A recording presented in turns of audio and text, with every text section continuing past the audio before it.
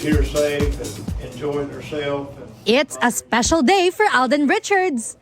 Sa IG post ng kanyang daddy, magkakasama abroad ang kanilang buong pamilya para ipagdiwang ang 34th birthday ni Asia's multimedia star.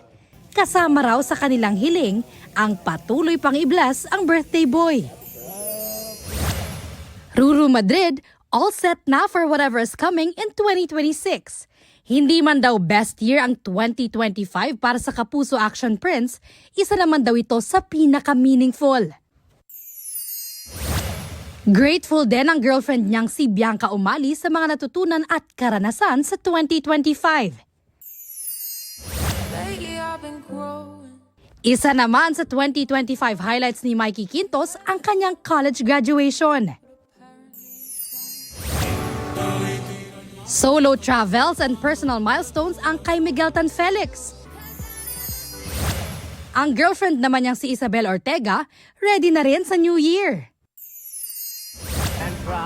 Inalala ni Mika Salamanca ang malaking pagbabago sa buhay niya mula nang manalo bilang Kapuso Big Winner ng PBB Celebrity Collab Edition.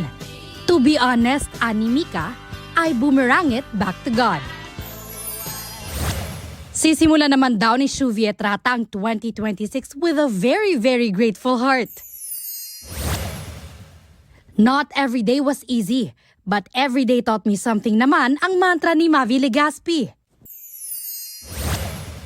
Isang tula ang pinost ni Kylie Padilla describing her journey in finding her inner peace. Si Joe Berry, hopeful naman sa 2026. Bea Pinlac nagbabalita para sa GMA Integrated News.